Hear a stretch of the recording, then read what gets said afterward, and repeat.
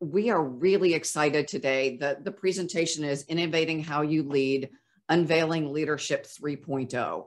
So we would do a show of hands, but it's harder with Zoom. So I'm going to ask you just to think about how many of you have gotten comfortable with Zoom over the last couple of years, who would have previously, when you were having an important meeting, only have done it in person. How many of you are using Teams or other collaboration software on a regular basis? How many of you are finding new ways to interact with your colleagues and still stay healthy and balance your family needs differently than you did before? Hopefully more than one. So one of the things that we're going to talk about today is we have, as leaders, had to develop new skills over the last couple of years with COVID. And yet, for most of us, we're still using the frameworks we used before. We're using the processes we used before because the new ones haven't yet been available. And so what we're unveiling today, and I'm honored to do this with Franklin, is the innovative leadership. In theory, we're supposed to help people innovate. We published books on this topic, and yet some of those are older.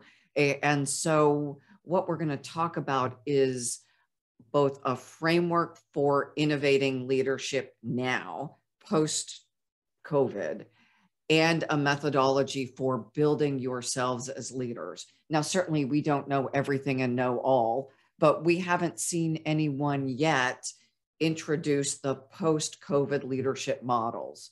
So that's what our conversation is going to focus on today.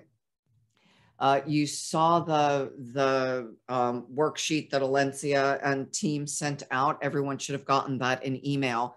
And my hope is that as we proceed through the conversation today, we're going to talk about 5 different components. We're going to do polls, and I assume everyone will come up with 1 or 2 things that you can do differently using this framework and development methodology to make you more effective. And my hope is that you're able to save the hour that you invested showing up today over the next couple of weeks, so that you will have a positive ROI on joining this conversation today.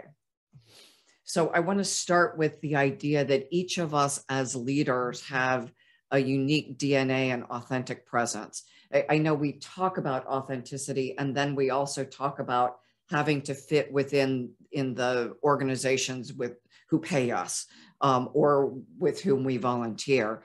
And so the first part of this is really understanding who I am genuinely as a leader.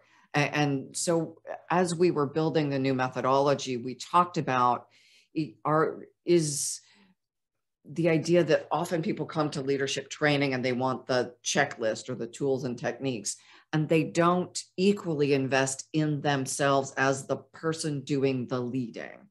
So if I were an opera singer, building my voice is building myself. If I were a conductor of an orchestra, I'm the one doing the conducting.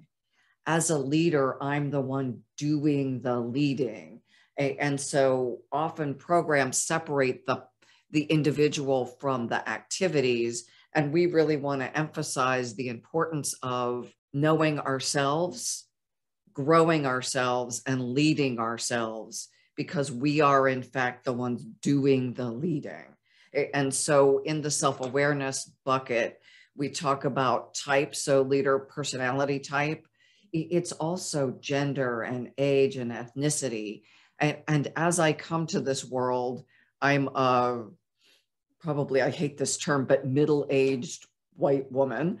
And so I've lived in a white woman body and a middle-class academic, corporate. I've worked at Accenture and PricewaterhouseCoopers, so big consulting arena. All of that shapes the way I see things. The second is developmental perspectives or maturity. So for those of you who know the book Good to Great, the term level 5 leadership. So we actually, while my type is relatively static, absent significant events, my developmental perspective is designed to grow. And so while I accept parts of myself that are as they are, I can also specifically develop other parts. Mindset I can develop, resilience I can develop, and skills I can develop. So as the person doing the leading, I walk into any room or any Zoom call with a combination of, if we think of our leaders born or made, there's the born part, and then there is the reason we're here, I assume, is we all think that we can also develop ourselves as better leaders. And this framework is designed to take into account both who we are and also help us with the path of what we're developing. This framework has been submitted to academia.edu and is under peer review right now. So it will hopefully be published in the very near future. So you can have access to it after the presentation. And we also make our presentations available. So here's the journey. Once I know who I am, in part, then I turn to how do I lead? And we break this down into 5 different sets of activities. And for anyone who's been through leadership programs, each of us break it down slightly differently. Again, I think our differentiator is we are much more comprehensive in how we look at this. So I'll go through the 5 and then I'll ask Carla to comment also. So the first is understand your why. Why are you leading? So it starts with who am I? What are my vision and values of myself as a person? And then of myself as a leader. And then what are my superpowers as a leader? What am I brilliant at? And we often don't, especially when for people who are humble, don't think about this. But if I'm not connected with my superpowers, or whatever word you use to describe towering strengths, then I am not bringing all of my capacity to my role as a leader. And in our current environment, my ability to lead really equals my ability to make an impact in the world that so desperately needs good leaders. Second is appreciating our capabilities. So this is the things on that first slide. So understanding my personality type. In character, there is both virtuous character. So am I a person of high ethics and morals? Also, this is where we would place all of our kind of ethnic, gender, age, all of those things that we also consider our type. Then we've got developmental levels, and that is a whole different presentation that can take hours. And to me, for those who haven't read some of this information, we're happy to share more for free. But there is a path for us to move through levels of maturity, leadership maturity, and at each successive level, we gain more perspective. So as leaders, especially as we move through the ranks, being able to understand the complexities that we're facing in the world is absolutely foundational. Third is resilience. As a leader, especially in this time, if I am not resilient, again, who I bring to every interaction, if I can't show up healthy and clear-headed, even in times of crisis, my ability to make an impact is small and in some cases negative. Because if I am always hair on fire, I'm going to scare people around me. And to the extent that they're looking to me to instill confidence that we can navigate the challenges, if it seems like our leaders are not confident, we as an organization catch that like we would catch the flu. Next is mindsets. And for me, the mindset underpins the behavior. And it is things like I am innately collaborative. I'm humble. I am in service of those who expect me to deliver, and also in service of the mission of the organization. Those are all mindsets. Then we've got role-based skills. So if I'm a finance person, I need to understand finance. If I'm a physician, I need to understand medicine and patients. And then the transcendent competencies are kind of the things like I have a good financial acumen, I'm good at communication, I'm good at decision making, I'm good at setting a vision. Often we think of leadership as just those transcendent competencies. And so one of the things I'm hoping that people are taking away is that what used to be sufficient for leadership, I was good at communicating, I was charismatic, people liked me, and I made pretty good decisions. That worked. In this time, those are all important, but they're insufficient to truly drive organizations where we want them to go.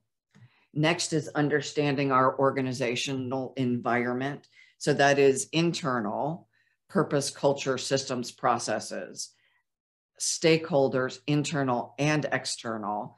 So who are my customers? How am I creating a good customer experience? Who are my suppliers, especially in these times of supply chain challenges?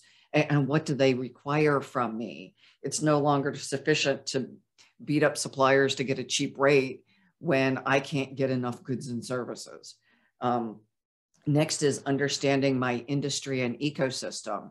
And it's never been, to me, more pronounced than watching what's happening in Ukraine and understanding that I think the statistic is 40% of the wheat in the world comes from that region. So we are going to have potentially famine in some regions if we drop the supply of grain. And what does that do? Similar with oil supply, petroleum products. As we squeeze, what's that going to do for everyone? And how will it impact the income divide, which creates locally dissonance between our citizens? So understanding how things happening now on the other side of the world drive what's going to happen in our communities, I think has never been more important. And each of those, if I'm thinking about what supplies do I buy in advance and stockpile versus which ones do I not? Now my business decisions have to be driven by not only what's happening within the silo of my functional area, especially as a senior leader. And senior leader could be in a large enterprise like Nationwide. It could also be a senior leader in a 5-person organization where I need to be thinking about all of the facets of my business. Next, we get to expanding my capabilities. So how, as a leader, do I grow given my values, who I am as a person, the context in which I'm operating? Now, what's the biggest impact that I can make as a leader for my enterprise and as a human being for my community and my world? In that context, create a development plan, identify the team who helps me get there. And that could be anywhere from a learning partner, a mentor, a coach, a professor or faculty member at Franklin.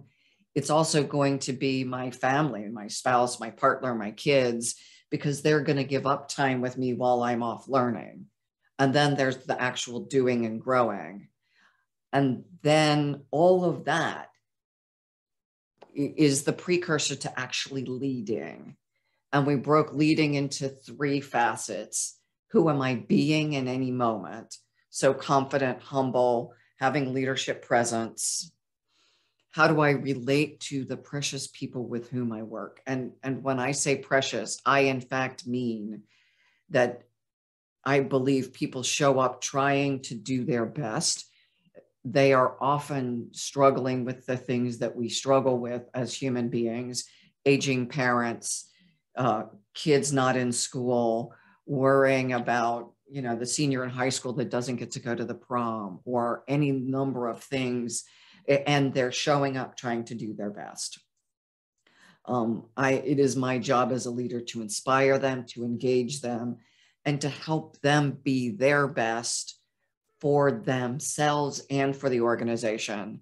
And then there's the doing that ties to the transcendent competencies: setting strategy, communicating, making decisions, empowering people. So that's the overall framework. And Carla, do you want to comment at all? I know this was a bit of a monologue.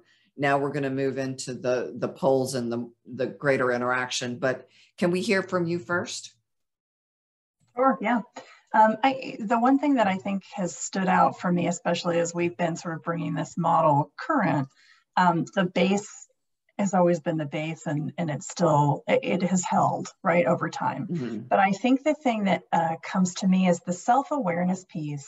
And again, we've heard about it. I mean, mental health and how people are doing has become such a big topic, thank God, because I think we're finally in a place where people can openly say, here, I'm being introspective, I'm looking at myself, I'm caring about how I feel, I'm caring about how I turn up. And that means I'm also identifying, what am I missing? What do I need? I think that ability globally is coming forward in a way that it hasn't in the past. And I think that it's the perfect center to everything that we do, because I mean, to your point, and I worked in a very large, incredibly dysfunctional Fortune 200 company. And I would start all of my phone calls with sometimes 50 people on them saying, hey, can we just agree we're going to be human beings first? And then we're going to be whatever else we need to be. So I think those for me are the things that doesn't matter who you are or what you're doing, but especially when you're in a leadership capacity, that if it doesn't start here, you're missing, you're a little Swiss cheesy, right? Thank you. The rest of the presentation is going to go through those 5 elements. We're going to do polls. We're going to connect. Does anyone have questions? I realize this is like 25 minutes of monologue, and that's too much. Alencia, if no one else talks, we need you to talk. I was thinking about what Carla shared about working within a dysfunctional organization. And I was thinking about, how do we actually bring everyone together to say that it is okay to be your authentic self, to say, this is not a good morning. We can say that privately to some people, but to actually be able to show up and say, I'm tired and I'm really tired, or I'm just not feeling today, doesn't mean I don't love my job. It just, today's not a good day. And I think when leaders can be authentic, that helps those that they serve to be just as authentic. Now, there's a fine line with, just kind of just throwing up how you feel, throwing your emotions out there and just kind of like not letting it breathe. And there's a difference between being authentic and then complaining. And I think what you're saying is show up and be your true self, still being respectful of others, because we don't always know what other people are dealing with. And someone just shared, understanding context is crucial, as each landscape, let alone community and scenario, vary. Otherwise, we might negatively impact others and ourselves. That is extremely true. And then you have also in here, yes, this feels like 3.0 leadership. Yay, they got it, Maureen. Yes. 3.0 leadership. Yes. Leadership skill is to create psychological safety. Thank you, Rhonda. Rhonda's a coach and has done a lot in the leadership space as well. So thank you. It is very much leadership 3.0, that 3.0 skill set. Good job. I love it. Maureen, I love this stuff. That's why I want to work with you. So we're going to go to the basic Simon Sinek part. So the first of 5 is understanding your why. And let's go to the poll, Elizabeth, if you would. And I tried to be a little funny with these, so give me a little latitude here. I just worked with a group of facilitators yesterday, and many of them in the leadership space, the exercise was to define their vision and values. And what I heard is fairly consistent. Well, it was a range from, I've done this before because I teach it, to I teach it and I've never done it myself. I have no idea what my purpose is other than getting out of bed in the morning, getting the kids off to school, getting myself to work, and then coming home and making sure everyone's safe and fed and to their activities. Purpose is a luxury. And it's a luxury that often, even in a developed country, we don't teach or connect with. So here are our poll results. It looks like people are still answering. And while you're waiting to share, I know Manuela shared, and it's important to feel safe to share how you feel without it being used against you. And I think that is a major element of what we're saying as well. Well, and I'll let Carla speak because we just went through an exercise in our organization of vision and values. And it's, even for those of us who do this for a living, we don't always do it with each other. So any comments, Carla? That's probably comment enough. Look, yeah, I mean, look, here's the thing, I think, and for me, again, we're always back to self-awareness. And look, I'm not a fancy person, but I really think if you don't show up being aware of how you're seeing something or how you're likely to interpret something, then it's kind of hard for you to be able to engage and have anyone else figure it out.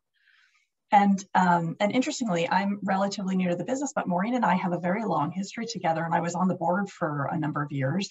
And what we found just between the two of us is we kept turning up with what we thought we knew about the other, which is true, but in a different dynamic. And so even we've had to sort kind of and we've been literally leading each other now for the last however many months in a very different way. So I think situationally you can adapt, as you have to adapt as well, while still being authentic to who you are and what you bring kind of to the world every day. Thank you, because this exercise was significant. And we're not done. we have a whole offsite planned looking at who we are, how does that connect with the organization, and then what does that mean we do and how do we do it? So I think the thing to call forward is it's not just what's my why, but how do we structure the organization in a way that I can put those superpowers to use. So here are the results of the poll. It looks pretty much like a bell-shaped curve, as we would have anticipated, or a bimodal curve. Mm-hmm. But some of us, not surprisingly, haven't done the exercises. Some have kind of done them. Some have done them and used them a little bit. And what's interesting is even if you would go through one of my classes, it doesn't mean necessarily that you're going to then put that vision front and center every week, or is it your screensaver? My confession is I have time blocked on my schedule to do this Sundays. Rarely do I do it on Sundays. And that's part of why Carla and I are doing it together, that we'll create that accountability for each other. Okay, let's go to the next. And so what is the why for me is we've talked about vision, values, understanding my superpower. What if I think about what am I here to do? And for me, it is about, in a time where the world is so desperately needing leadership, most of what I do is focused on helping others build their leadership capacity. How do I then show up and make sure I'm spending as much of my time as possible doing the things I'm really good at? And that's why I'm now the CEO and Carla's the COO, because she does all kinds of things really, really well that I am bad at. So to the extent we can, and I realize that none of us gets to do only the stuff we're good at or want to, we also do a bunch of other stuff. So let's go on to the next one. Appreciating our capabilities. So this is, what are my superpowers? How if you do strengths and weaknesses tests, like the Gallup Strengths Finder, if you do personality tests to understand your basic personality, it is also, if you do the developmental assessments at each level of developmental maturity, new skills come online. So I become much more comprehensive in my thinking. I become more emotionally intelligent at later stages. All of those contribute to my capacity. And also, I think it's important to, while we don't talk about this much, we need to know our limitations. What am I bad at? So I can get other people to help me instead of trying to fake it. I mean, we talk about being authentic. There's stuff I am authentically really not good at. And when Carla and I started working together, it was interesting that I got to stop trying to act like I knew what I was doing, because it was embarrassing to not sound like I knew what I was doing. I mean, it's embarrassing. I'm supposed to know this stuff. I have an MBA. Doesn't mean I'm good at it. You know, Maureen, as you were putting with the first one, Gail DeGeneres shared that as she gets closer to retirement, it feels like her purpose is changing significantly. And that's pretty normal because she's got a different focus as well. And then Yvonne shared that it's important to nurture your purpose and passion to keep your fire, because people and events will attempt to put the flame out. Very nice observations. I love both. This facilitator class that we were doing yesterday, one of the participants who's just going through the facilitator class is 69 and looking at purpose very differently than someone else in the class who has young children. And how do we, at different phases in life, when kids are grown and we have the capacity to do something else, versus a lot of my time's taken up by choice with my family. And purpose is largely family focused. Definitely. You had a good outcome with this one as well. Yeah, actually really strong. Yeah. So I've taken assessments over the years, all the way through at 21%, 19, I've taken them and I kind of use them. And then I fully understand who I am, and I use that on a regular basis to make decisions and to lead. One of the things that's super important with this is not only do I understand who I am, but I create the space for people in my organization to understand who they are as well. And so Carla and I went through this exercise where I got to admit that I really am terrible at operations stuff. I'm not good with conflict. I need somebody who can help negotiate deals. There's just all kinds of stuff. And knowing my weaknesses and the strengths of people on my team really has changed our ability to deliver. Maybe I shouldn't admit that in public, because now people will try to get me to. Carla. Well, if I could, just laughing because yes, it was true, but how liberating is it? I've been telling both my ex-husbands and my daughter, I'm like, own your stuff, right? So when you get to say, I suck at that, and I don't even know that some of these are necessarily weaknesses. They're just things that I don't do, or I'm not, I don't know. For me, we talk about capacity. We've sort of renamed this now to say your capabilities. What do I have? I think you have to look at where you are and just accept that that's where it is. Like, it's about taking stock and ticking the boxes and saying, I acknowledge that I have this, I don't have this skill or ability or whatever that is. It's about saying, okay, here's where I am, period. No judgment. It's just kind of a statement of fact. You start there, then you can start layering on your judgments about, how do I like that? How's it working for me? Do I want something different? Right. But I think you have to start with just an assessment of, what do I even have? And what do I need? And that connects the what do I have with my vision. Yeah. And it is certainly, we don't want to focus on deficiencies, but there are some deficiencies that just have to get fixed too. Sure. Yeah. Yeah. Back in my accounting firm days, I couldn't say I don't like doing timesheets, so I don't have to. Nor did you get to say, I suck at them, I need a person. Yeah, that never worked for me. No, but I do think, and I just saw Sherry saying the focus on what you have. I mean, again, for me, it tends to start with, these are judgment-free, just observations. Then I get to layer on, right, everything else, how I feel, what somebody else needs, what was expected, what I like, what I don't like, what I want, what I don't want. Yeah, I'm 5'3". I will never be a basketball player. My life is quite complete without that. You'll never be 5'6". Yeah. Without heels. Yeah. I mean, you can fudge it for a little bit, but yeah. Yeah. So, heels. Yeah. Okay, so next one is then understand our environment. And I added the global piece to this, as well as the people with whom we interact. So there is my immediate environment, and there is the idea that we are interconnected around the world in ways we have not seen in the past. So Elizabeth just put up the poll. Rhonda put in chat that she feels that the hybrid work culture is now allowing for more of us to say, I want to do this, but I don't want to do that. That is very true. Have a couple other notes as well. Sherry Mercurial put, I love the focus on what you have rather than what you lack.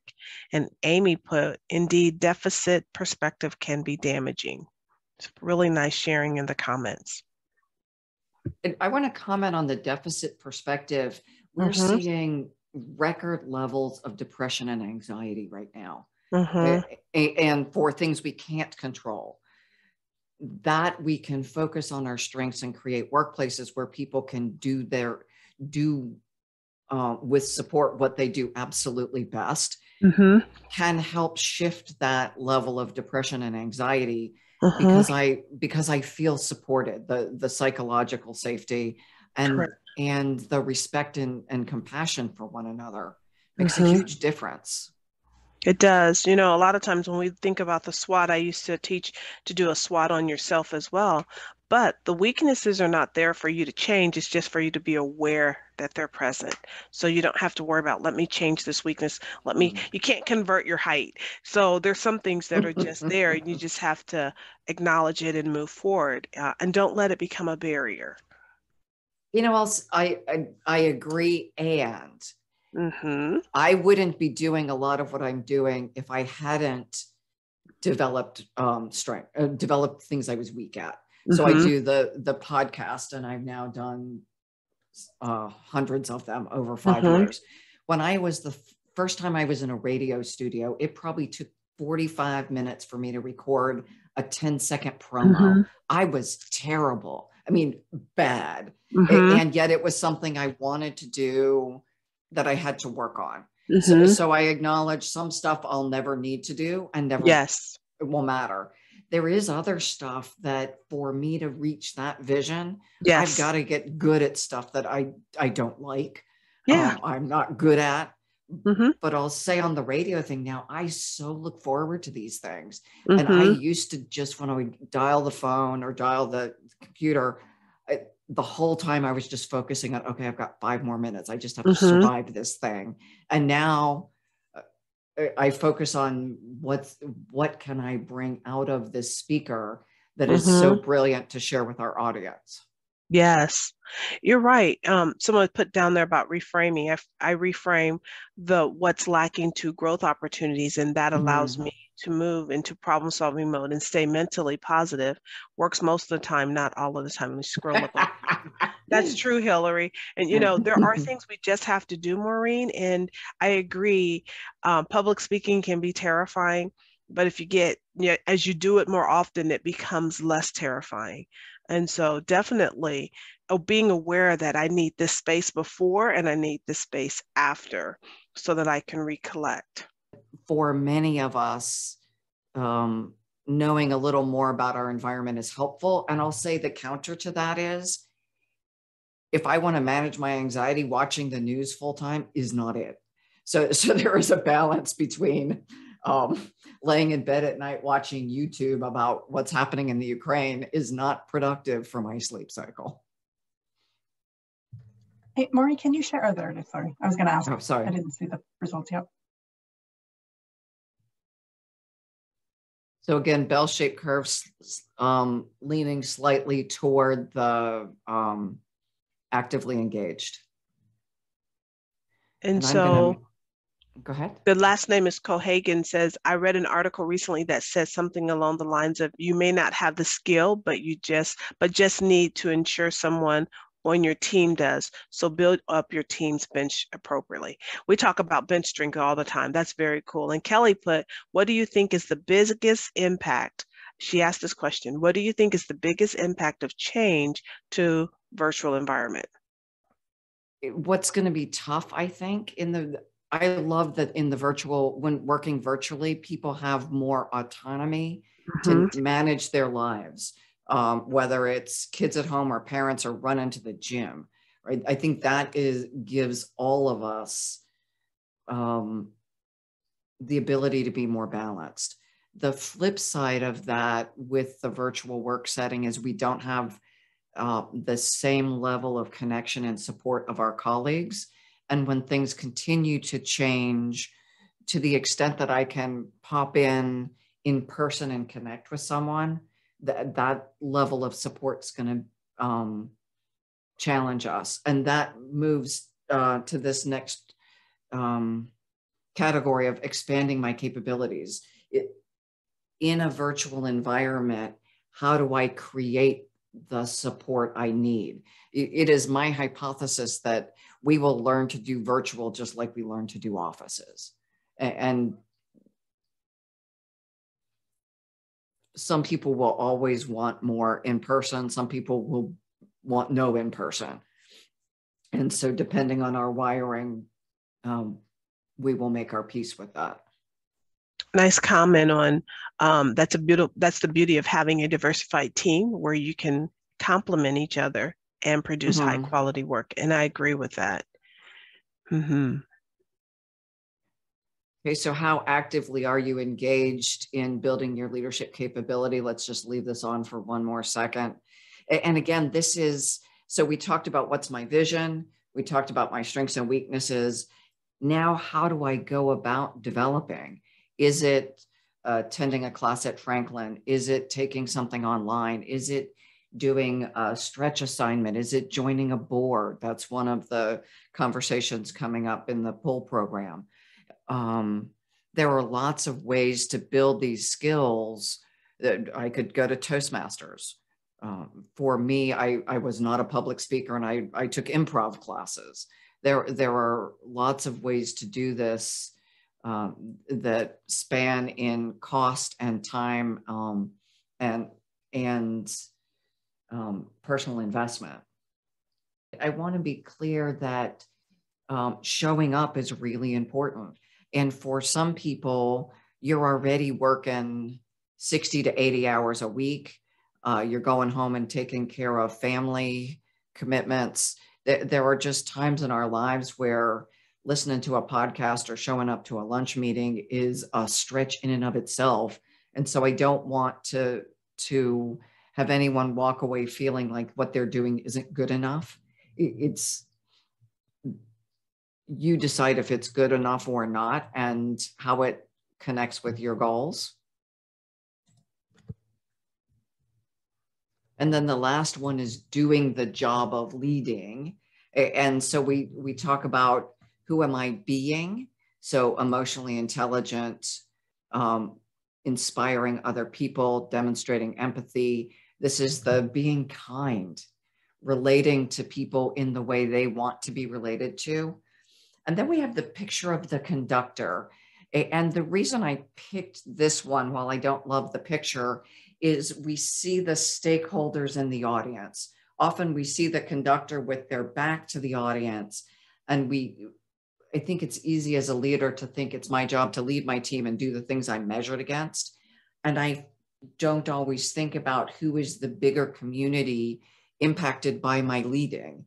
In this case, the conductor knows the audience is there, but do they know that there's a development director? There's a building that we're renting and we're paying for that. There are a lot of factors in running a symphony? What is the union that the musicians belong to, and how's that impacted by our work?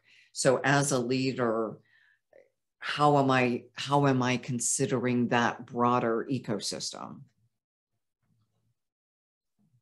I'm going to end the poll and quickly go to the next slide, which is, of the conversations you heard here today and of the things we saw in chat, is there anything, or what are the one to two actions? So what is it that I heard that I'd like to improve? Where am I now on a 1 to 10? And where do I want to be in a month? So if I'm a 3, how do I get to a 3.5 or a 4? By when? And I would say also think about who helps me get there. Do we have any comments, Alencia, that you want to read from chat? Sure. There were just dialogue between Yvonne, Sherry, and some of the others. You know, as I look at what Yvonne has shared, Yvonne shared that I think good leaders understand that they may not have all the skills, but they lead a team of individuals equipped with the skills to solve the problems and innovate. Thank you for being your authentic selves. And then Sherry shared that I truly believe leadership is an ongoing process, not a destination. And that's really, really true. So we've had others that shared that was a valid point and they loved it. Amy put wonderful thoughts to those, and she's to both Yvonne and Sherry, and she believes that a good leader is focused on growth, not perfection. And then there's a question Yvonne added. She said, how might workplace hierarchy impact overall leadership as a concept? So hierarchy is interesting. And this is where I'll draw very quickly from the idea of developmental maturity. At the earlier levels of maturity, which is more than half of our work population, hierarchy helps because I know who to go to with questions. I know what are the appropriate questions. It creates the curbs and the street signs that we all require while driving. It's only at the later stages of maturity where I don't necessarily need that hierarchy. And then at even later stages where it kind of makes me twitchy. So we need to think about creating the hierarchy to serve the people in the organization and their needs. And maturity doesn't necessarily equate to age. It does often equate to level in the organization. So either I'm new in the job or I am at a lower, not lower in value, but lower in rank level in the organization. Hierarchy is, if the structure is constructed effectively, really does support. And we've all seen overdone hierarchies where we can't get to executives we need. We've also seen them underdone where someone will go to a senior leader and they kill their career. You know, a leader says, I have an open door, and then they walk out of the meeting and they're like, why does that guy work here? So I think we need to know who our leaders are and how they are showing up in the hierarchy. And just to respect your time, I want to thank Alencia, thank all of the participants. Please do reach out, connect with us on LinkedIn, ask us questions.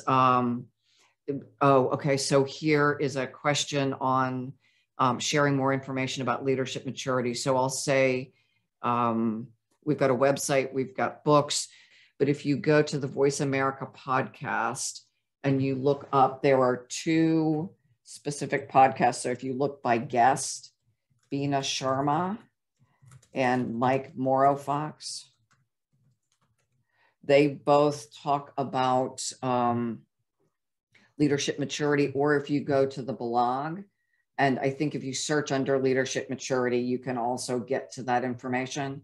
And if you don't see it, just email me, because we do have a fair amount of information on it.